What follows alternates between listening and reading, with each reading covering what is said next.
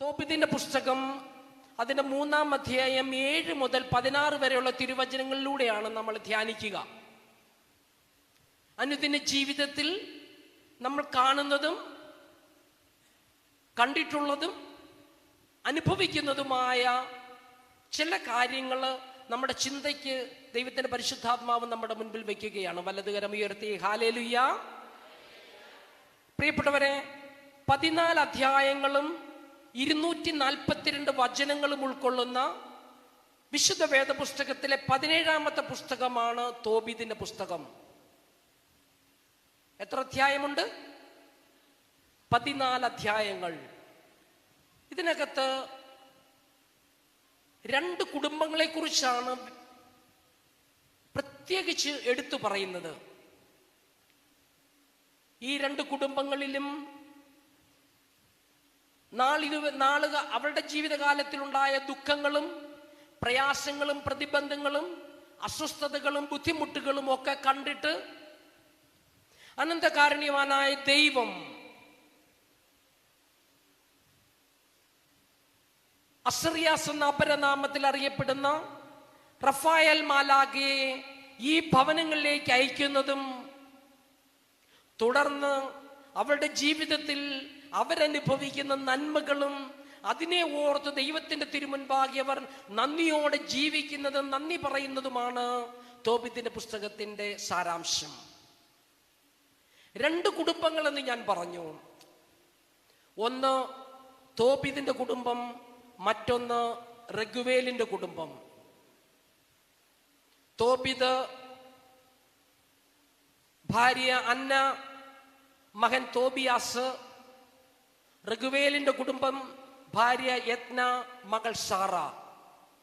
ഈ 2 കുടുംബങ്ങളെ കുറിച്ചാണ് തോബീത്തിന്റെ പുസ്തകത്തിൽ വിവരിക്കുന്നത്. നമ്മളൊക്കെ നമ്മുടെ വിവാഹ ജീവിതത്തിലും വിവാഹ കൂദാശകളിലുമൊക്കെ സഭയിലൂടെ, നമ്മുടെ പുരോഹിതന്മാരിൽ, വൈദികരിലൂടെ, സന്യസ്തരിലൂടെ തോബീതിനെ കുറിച്ചും തോബിയാസിനെ കുറിച്ചും ഒക്കെ ധാരാളം പ്രസംഗങ്ങൾ നമ്മൾ കേട്ടിട്ടുണ്ട്. എന്നാൽ റഗുവേലിന്റെ കുടുംബത്തെക്കുറിച്ച് വലിയ പ്രസംഗങ്ങളൊന്നും നമ്മൾ അധികം കേൾക്കാറില്ല.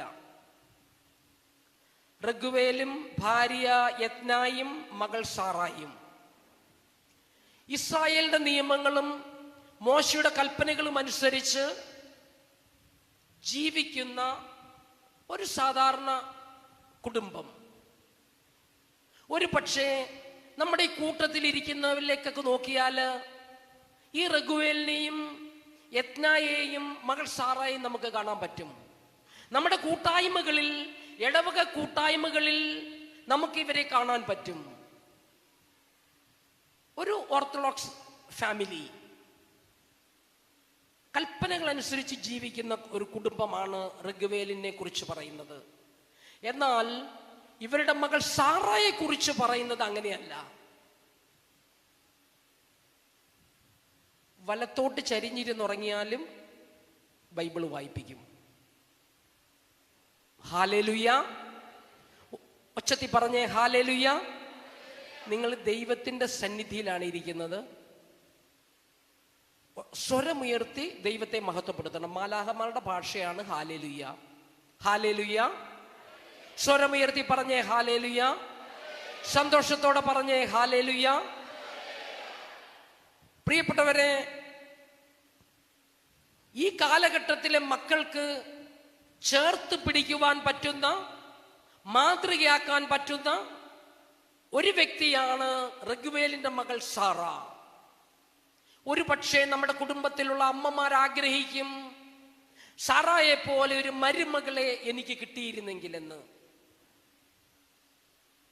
നമ്മുടെ കൂടെ നടക്കുന്ന നമ്മുടെ ചേട്ടായിമാർ വിചാരിക്കും, എൻ്റെ ഭാര്യ ഈ സാറായെ പോലെ ആയിരുന്നുവെങ്കിലെന്ന്. ആൺമക്കളെ വിവാഹം കഴിക്കുവാൻ ആഗ്രഹിക്കുന്ന മാതാപിതാക്കൾ ഇവിടെ ഉണ്ടെങ്കിൽ ഈ രാത്രികാലം നിങ്ങളും പ്രാർത്ഥിക്കണം. എൻ്റെ മകന് സാറായെ പോലെയുള്ള ഒരു മകളെ കിട്ടണമേ എന്ന് നിങ്ങൾ ആഗ്രഹിച്ച് പ്രാർത്ഥിക്കണം. അതിൻ്റെ കാരണങ്ങളാണ് ഞാൻ നിങ്ങളോട് പങ്കുവയ്ക്കുവാൻ ആഗ്രഹിക്കുന്നത്. 4 പ്രത്യേകതകളാണ് സാറായില് ദൈവവചനത്തിലൂടെ നമുക്ക് കാണാനായിട്ട് സാധിക്കുന്നത്. ഒന്ന്, വ്യക്തിപരമായി ദൈവത്തോട് ഒരു ബന്ധം സൂക്ഷിക്കുന്ന വ്യക്തിയായിരുന്നു സാറ. 2, വ്യക്തിപരമായ പ്രാർത്ഥന ജീവിതത്തിലുടനീളം കൊണ്ടു നടന്ന വ്യക്തിയാണ് സാറ. 3, എൻ്റെ പ്രശ്നങ്ങളും എൻ്റെ പ്രയാസങ്ങളും എൻ്റെ പ്രതിസന്ധികളും കാണുക മാത്രമല്ല ഏറ്റെടുക്കുന്ന ഒരു ദൈവം എനിക്കുണ്ട് എന്ന് സാറ വിശ്വസിച്ചിരുന്നു. ആ ബോധ്യത്തോടെയാണ് അവൾ ജീവിച്ചത്. 4-മത്തെ പ്രത്യേകത, വീണ്ടും വിചാരത്തോടെ ജീവിച്ച ഒരു മകൾ. അപ്പോൾ 4 കാര്യങ്ങളാണ്. ഒന്നെന്താണ്? ദൈവവുമായിട്ട് വ്യക്തിപരമായ ബന്ധം സൂക്ഷിച്ച വ്യക്തി, വ്യക്തിപരമായ പ്രാർത്ഥന ജീവിതത്തിൽ ഉണ്ടായിരുന്ന വ്യക്തി. ഓരോ കാര്യങ്ങളും പറയുമ്പോഴും നിങ്ങൾ ചിന്തിക്കണം, എൻ്റെ ജീവിതത്തിൽ ഇതുണ്ടോ എന്ന്. 3-മത്തെ കാര്യം, എൻ്റെ പ്രശ്നങ്ങളും പ്രതിസന്ധികളും സങ്കടങ്ങളും ദുഃഖങ്ങളും കാണുന്ന ഏറ്റെടുക്കുന്ന ഒരു ദൈവം എനിക്കുണ്ട് എന്ന് സാറ വിശ്വസിക്കുകയും പ്രത്യാശയോടെ ജീവിക്കുകയും ചെയ്തു.